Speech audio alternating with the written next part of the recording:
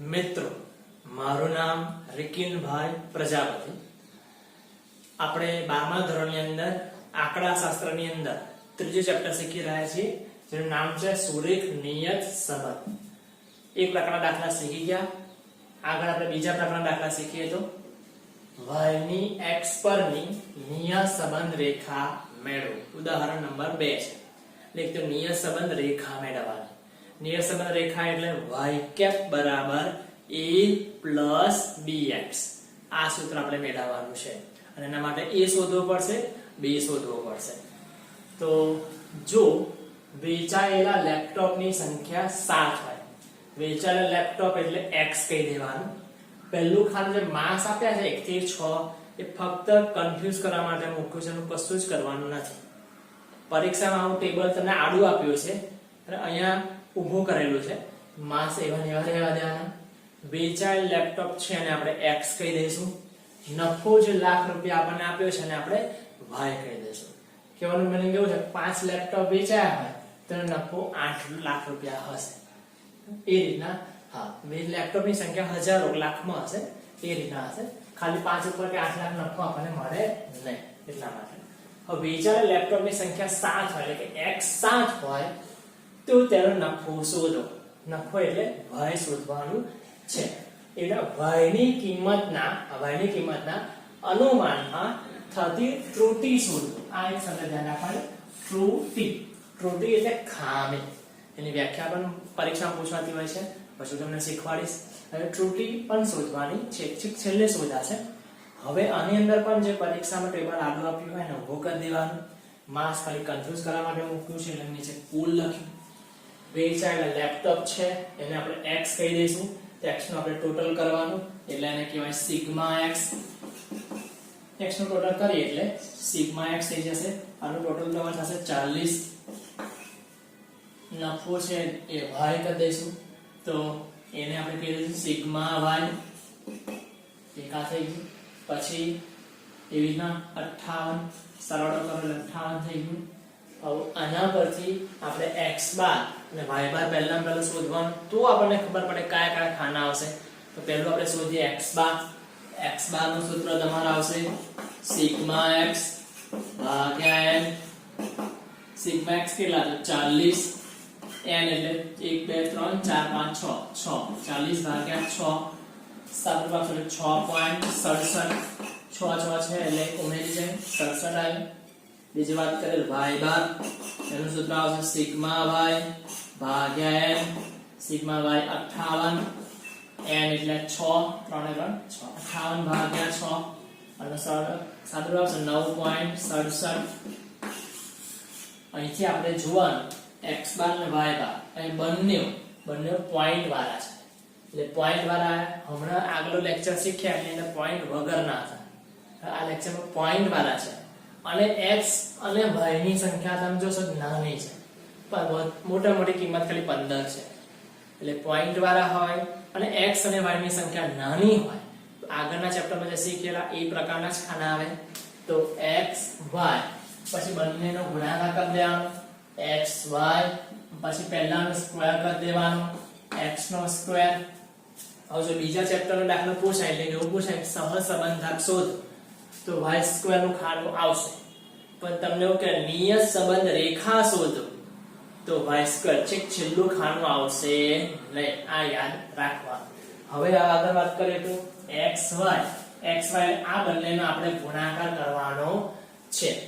તો 8 પંચા 40, 9 સત્તા 63, 10 ગુણ્યા 5 50, 15 ગુણ્યા 12 કરવાનું 150 180, 10 ગુણ્યા 80 6 તારી 18. હવે આનો સરવાળો કરવાનો એટલે કે સિગ્મા xy આનો સરવાળો તમને થશે 431.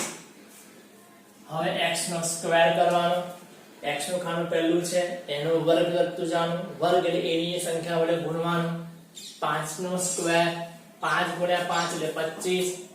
7 નો સ્ક્વેર 49.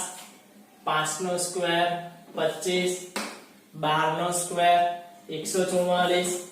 8 નો વર્ગ 64 3 નો વર્ગ 9 એ રીતના આનો પણ સરવાળો કરવાનો સિગ્મા x સ્ક્વેર સરવાળો થશે 316 ટેબલ અહીંયા આપણું પૂરું થયું હવે જો સહસંબંધ થાય એટલે કે બીજા ચેપ્ટર દાખલો હોય તો r શોધાય પણ અહીંયા આપણે નિયત સંબંધ રેખા શોધવાની છે નિયત સંબંધ રેખા એટલે મેં તમને કહ્યું રેખાને શોધવાની છે તો રેખાને શોધવાની હોય તો આપણે બાને શોધવી પડે આ યાદ રાખવાનું બા એટલે પેલા b શોધવાનું પછી a શોધવાનું પછી તમને રેખા મળી જશે પહેલું શોધીએ આપણે બા એટલે કે b બરાબર આનું સૂત્ર આગલા ચેપ્ટરમાં જે શીખેલા અંશમાં a નું એ જ આવે એટલે કે n સિગ્મા xy બંને પેલા ભેગા કરવાના ઓછા ફરી બંને અલગ પાડી દેવાના કૌંસમાં સિગ્મા x બીજા કૌંસમાં sigma y n sigma xy minus sigma x sigma y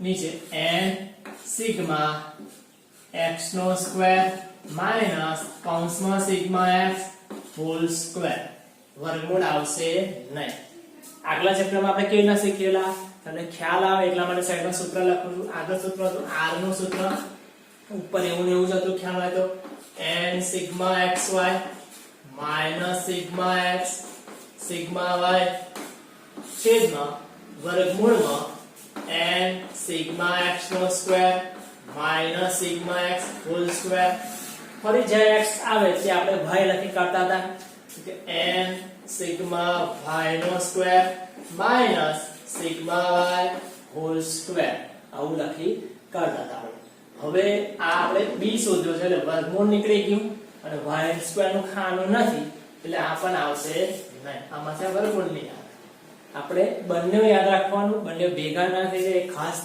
ધ્યાન રાખજો અને એટલે કિંમત મૂકીએ b ની અંદર n એટલે નંબર કેટલી સંખ્યા છે તો 1 2 3 4 અને 6 સંખ્યા છે કૌંસમાં સિગ્મા xy છે 431 ઓછા ખાલી સિગ્મા x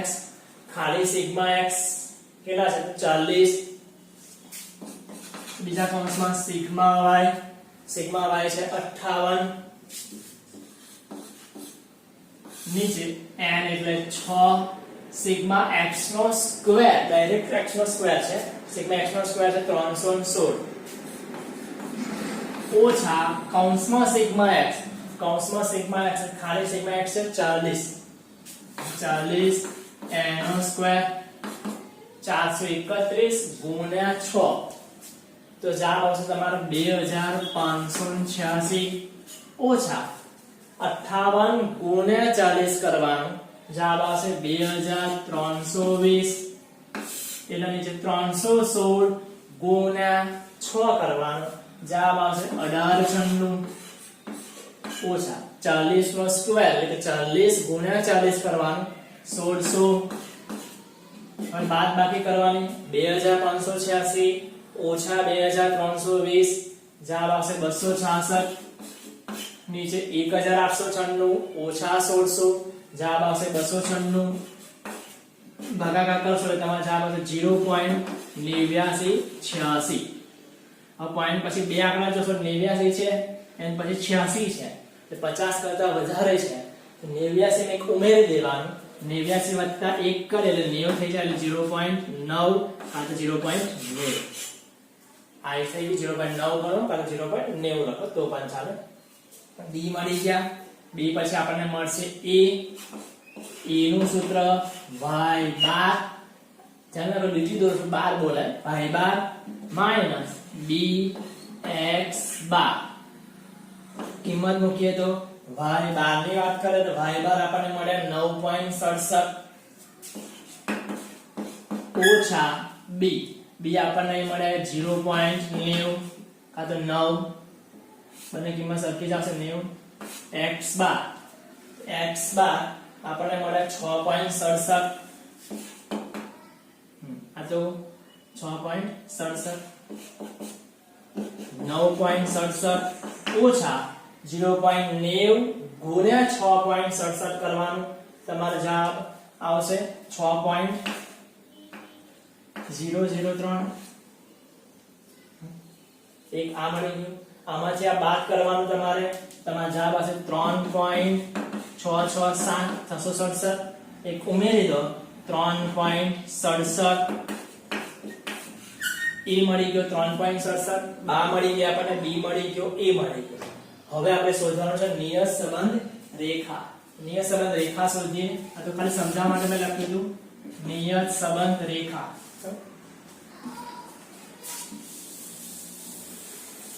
જેવી બા મળી જાય એટલે આપણને રેખા મળી જશે નિયત સંબંધ રેખા નિયત સંબંધ રેખામાં આવશે તમારે y cap બરાબર a plus bx આ સૂત્ર છે એનું યાદ રાખજો કેપ છે જોકરની ટોપી હોય એ પ્રકારનું લખ્યું છે શંકુ આકારમાં y ની ઉપર એટલે બોલાય કેપ કિંમત અંદર મૂકવાની y cap બરાબર a હમણાં તમે શોધે 3.67 પ્લસ b આપણે શોધે એવા 0.90 અને પેલા x ને મૂકવાના એવા ને એવા લંબચોરસ દોરી દેવાનું આ થઈ ગઈ તમારી નિયત સંબંધ રેખા તમને કહ્યું નિયત સંબંધ રેખા મેળવો y ની x પરની મળી ગયું એન્ડ પછી કહ્યું વેચાયેલા લેપટોપની સંખ્યા 7 હોય તો તેનો નફો શોધો વેચાયેલ લેપટોપ એટલે x કહેવાનો મીનિંગ આપણે છે x બરાબર 7 હોય તો નફો એટલે y શોધ ફરી આ સમીકરણ લખવાનું કેટલાક છોકરા ડાયરેક્ટ લખી કરતા હોય તો માર્ક્સ કપાશે ધ્યાન રાખજો y cap બરાબર 3.67 પ્લસ 0.90x બરાબર 3.67 પ્લસ 0.90 x ની કિંમત છે 7 3.67 પ્લસ 0.90 ગુણ્યા 7 કરવાનું 6.3 બંનેનો સરવાળો કરવાનો 9.97 હવે રહી ગયા લેપટોપ તો આ હજારમાં આપણને ધારો કે આપણને આપ્યું હોય તો એ લખવાનું ધારો કે ભાઈ જાણ લખવાનું એટલે જો વેચાયેલ લેપટોપની સંખ્યા 4000 7 આપણને આપ્યું છે x 7 આપણને 7000 હોય તો નફો 9.97 અને પાછળ જે જવાબ આવે લાખમાં આપણને નફો આપ્યો છે લાખ ગુણ્યા 1 લાખ કરો તો ચાલે કાં તો શબ્દ લખી પણ 9.97 લાખ રૂપિયા 9.97 લાખ રૂપિયા થશે એટલે જો આટલા 7000 લેપટોપ વેચો તો 9.97 લાખ રૂપિયા તમારો નફો થશે હવે આ દાખલામાં એક વધારાનું આવ્યું છે y ની કિંમતના અનુમાનમાં થતી ત્રુટિ શોધ ત્રુટિ આ ધ્યાન રાખવાનું છે ત્રુટિ શોધીએ ત્રુટિનું સૂત્ર ત્રુટિનો સંકેત e આવશે પરીક્ષામાં MCQ પણ પૂછાશે e બરાબર y y cap આ સૂત્ર છે y y cap કઈ કિંમત માટે શોધવાનું જેટલા x હોય એના માટે શોધવાનું એવું કહ્યું છે y ની કિંમતના અનુમાનમાં થતી ત્રુટિ શોધો જેટલા x કેટલા આપણને આપેલા 7 x બરાબર 7 માટે શોધવાનું છે x બરાબર 7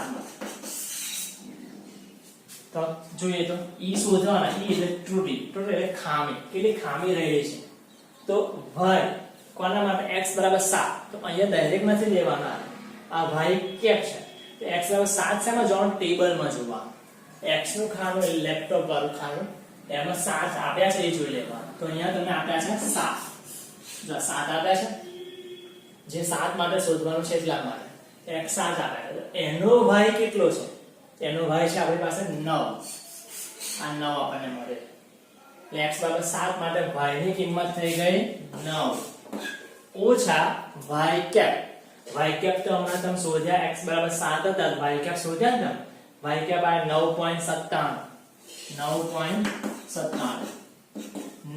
ઓછા 9.97 કરો તો જવાબ આવશે તમારો -0.97 લાખ જે નફો હોય ને એમાં લખાય લાખ રૂપિયા એટલાની આપણે ખામી રહી જશે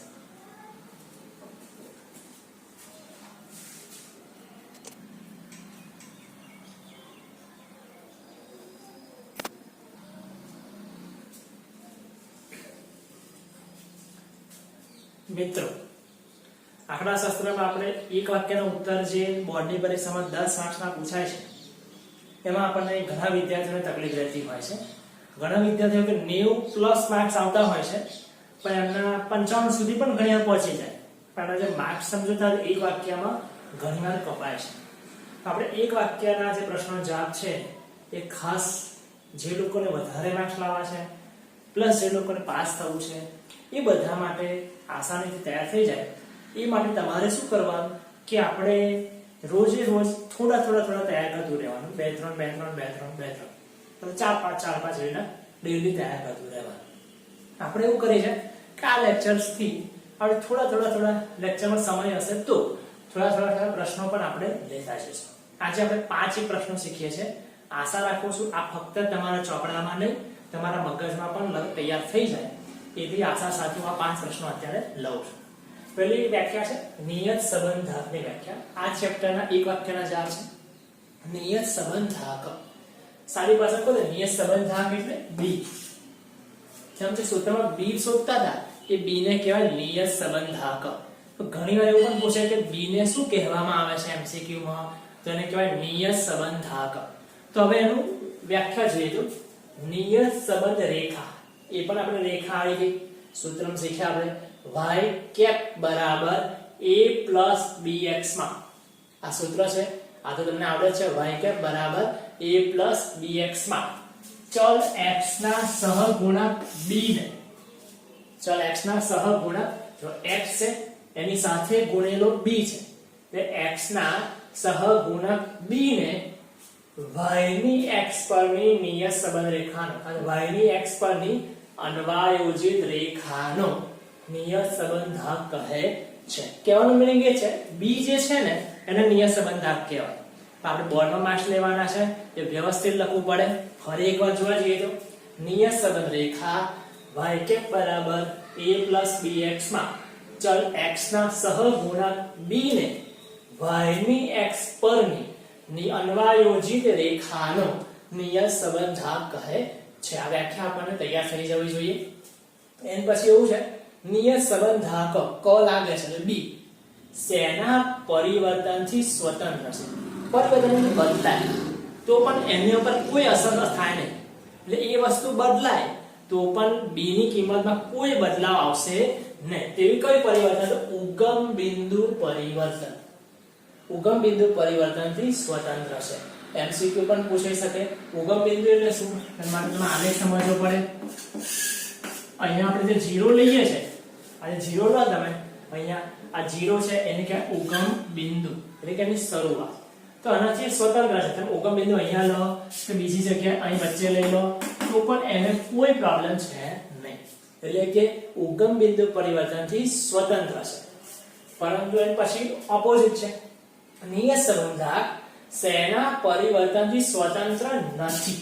વિરામ કર્યું સ્વતંત્ર છે તો ઉગમ બિંદુ પરિવર્તનથી, અને સ્વતંત્ર નથી એટલે એની અસર બીજા ઉપર થાય. તો માપ પરિવર્તન. માપમાં કેવું હોય? તમને ખ્યાલ આ 1 સેન્ટીમીટર છે, આ માપ થઈ ગયું. હવે ધારો કે હું આવું લખી શકું 1 2 3 4 5 અને એને બદલે માપ બદલી કાઢું. અહીં માપ બદલી કાઢું 5 5 10 15 20 આ માપ પરિવર્તન છે. તો આની અસર નિયત સંબંધાક ઉપર થશે એટલે સ્વતંત્ર કહી શકાય નહીં. કે એની અસર થાય છે એટલે સ્વતંત્ર નથી. માપ પરિવર્તનથી સ્વતંત્ર નથી પરંતુ ઉગમ બિંદુ પરિવર્તનથી સ્વતંત્ર છે. આ ત્રણેય પ્રશ્નો શીખ્યા. આગળ ચોથું છે ત્રુટિ એટલે શું? એનું સૂત્ર આપણે દાખલામાં શીખ્યા E બરાબર y માઈનસ y કેપ. આ સૂત્રને આધારે આપણને યાદ રહી જાય એવું છે E બરાબર y માઈનસ y કેપ. તો તમારે આ યાદ રાખવાનું છે. ચલ કેપિટલ y લીધો છે, ચલ y ની અવલોકિત કિંમત સ્મોલ y, એટલે સ્મોલ y છે એને કહેવાય અવલોકિત કિંમત. એટલે પેલું વાક્ય આ યાદ રાખવાનું ચલ y ની અવલોકિત કિંમત સ્મોલ y અને વચ્ચે શબ્દ આપણે અને નિયત સંબંધ મોડેલ થી મળતી y કેપ છે. આપણે y કેપ નું ખ્યાલ હોય તો આ સૂત્ર મૂકતા હતા, કિંમત શોધતા હતા. નિયત સંબંધ મોડેલ દ્વારા આપણને કિંમત મળે. નિયત સંબંધ મોડેલ થી y ની કઈ કિંમત મળે? અંદાજિત કિંમત. ચલ y ને કેપિટલ Y કરો તો પણ ચાલી શકે. ચલ y ની અંદાજિત કિંમત આ થઈ ગઈ અંદાજિત કિંમત. વચ્ચેના તફાવતને અહીં માઈનસ છે, માઈનસ ને કહેવાય તફાવતને શું કહે છે? ત્રુટિ કહે છે. શોર્ટ એન્ડ સ્વીટ કહું તો આટલું જ છે. અવલોકિત કિંમત અને અંદાજિત કિંમત y કે વચ્ચેના તફાવતને ત્રુટિ કહે છે. બોર્ડમાં માર્ક્સ લેવાનો એટલે વ્યવસ્થિત લખવું પડશે તમારે. ચલ y ની અવલોકિત કિંમત સ્મોલ y અને નિયત સંબંધ મોડેલથી મળતી y ની અંદાજિત કિંમત y કેપ વચ્ચેના તફાવતને ત્રુટિ કહે છે. છેલ્લો પ્રશ્ન છે, જો કોઈ નિરસ બિંદુ અન્વયોજિત રેખા પર પડતું હોય તો ત્રુટિની કિંમત કેટલી થાય? શું કહેવા માંગે છે એ સમજો. આલેખ તમે દોરો છો આ રીતે, તો આવી રેખા આવે છે તો શું કહ્યું?